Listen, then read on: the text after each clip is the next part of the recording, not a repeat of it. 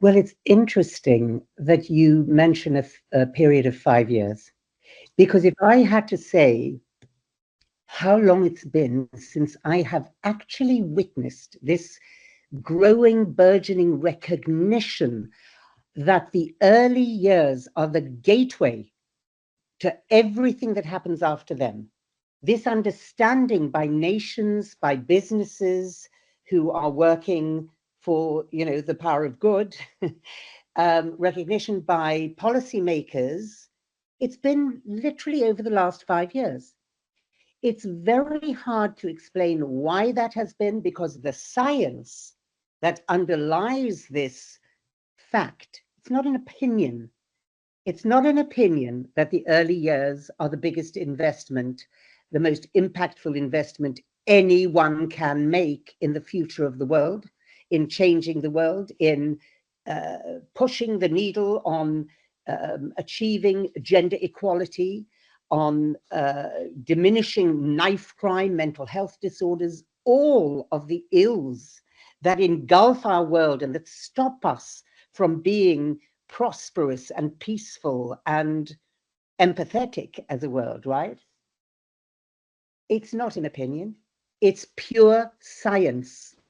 And don't ask me why it's the last 5 years, because the reality is that we have known this for decades, if not centuries. And in fact, as long ago as 2.5 centuries ago, Aristotle said, education of the head without education of the heart is no education at all. And we have had, I can point to so many things in terms of the doctrines and the theory and reports. Look at the Convention of the Rights of the Child. That's at least 40 years old, right? Article 29 of that convention says education should be directed to the whole personality of the child. Why have we never done anything about this? When every nation state on this earth has ratified that treaty. I don't know if it's that we now feel we are in so much crisis that actually in the last 5 years, suddenly we started accelerating our desperate need to find the solution. And the solution has been there staring us in the face, but we haven't done anything about it till now. It doesn't matter, actually. What matters is we get on with it right now. And I think, in terms of, you asked also about how this relates to, business and what businesses can and should do. Let me beg anybody listening to this who is within a business and who does believe that business should be also a force for good in the world and not just, an institution chasing after wealth and accumulation of wealth, but also have the well-being of human beings at heart. Let me beg you, please, to stop thinking short term, to stop thinking about the fact that, oh, you want to invest to make your societies better and more prosperous and more suited to your pursuit of wealth and goodness. Let's invest in the youth. Let's invest in those who are just leaving school. I beg you, think long term. Think in terms of foundations. Think preventatively.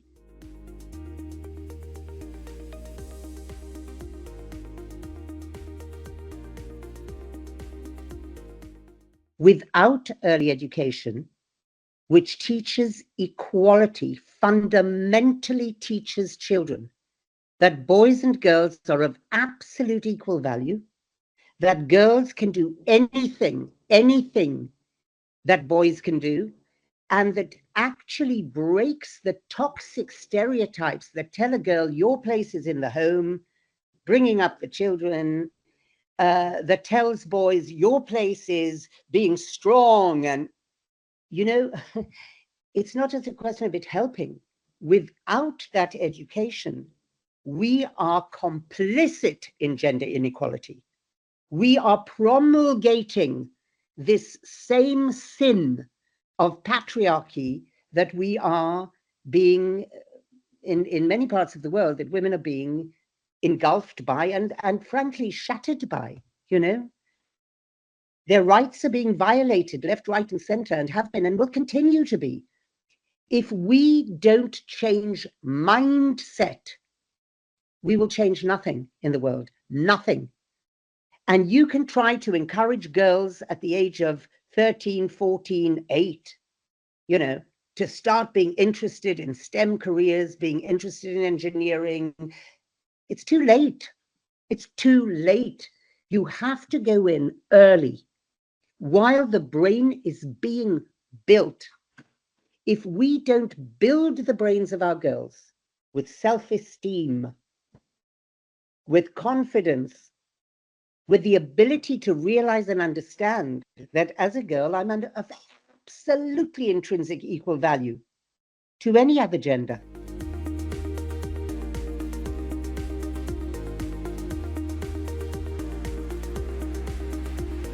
We all know, especially with the advent of AI, what we need is what the machines don't have.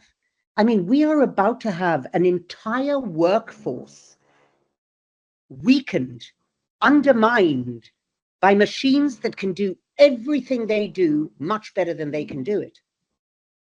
But there's only one thing the human being has that the machines don't have, and that is a social, relational, emotional intelligence, if the human being has that. Because most of us don't have that, actually, because we're not taught it, or the influences we have, or what we're seeing, you know. If you don't go in early, if you don't get this right, you will get nothing right. And nothing will change as far as gender-based violence is concerned in this world. Nothing will change. It hasn't changed in how many centuries? Is it getting any better? Are the statistics going down? 1 in 3 women having experienced sexual violence? 1 in 5 women having been raped? Are the statistics going down? Of course they're not. So we have to do things differently. Einstein's definition of madness is doing the same thing over and over again and expecting a different result. We won't get a different result unless we listen to the science and the data and we go in early. And if businesses look at early and say, well, what have we got to do with early childhood? But that's the only place you can make the difference. So you better start getting interested in that phase of life, because the only one that's going to make a difference to this.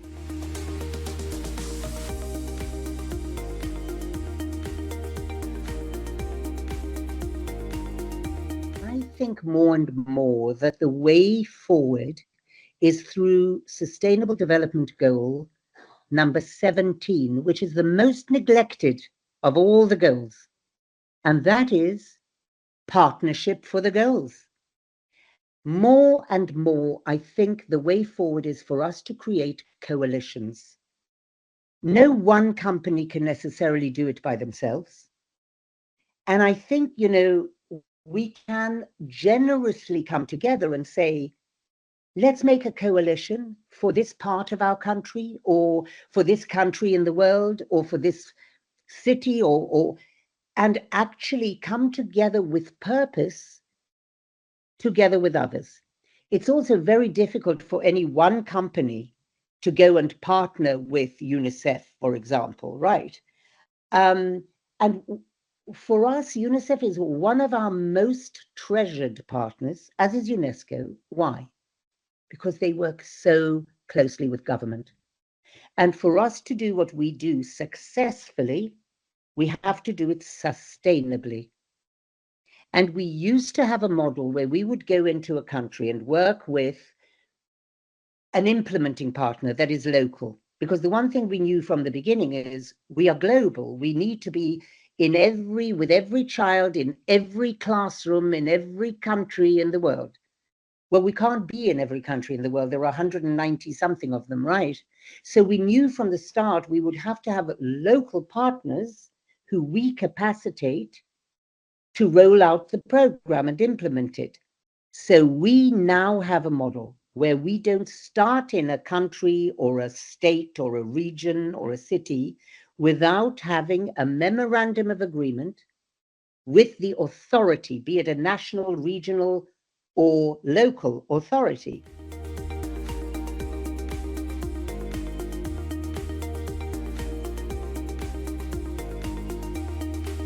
The first thing I would say is that it is a two-pronged approach. It's not enough to just do it for the now, right? It's not enough to be reactive. Because if we're not stopping the violence from occurring or reoccurring in the future, if we're just dealing with what we have in front of our nose now, we're being reactive, but we're not preventing. You see, prevention is key. So we have to have two strategies that are running at the same time, a long-term view and the short-term view. In the short term, what can you do? You can bring in experts, you can have workshops that make it very clear to your workforce that you are not an organization that tolerates discrimination of any kind.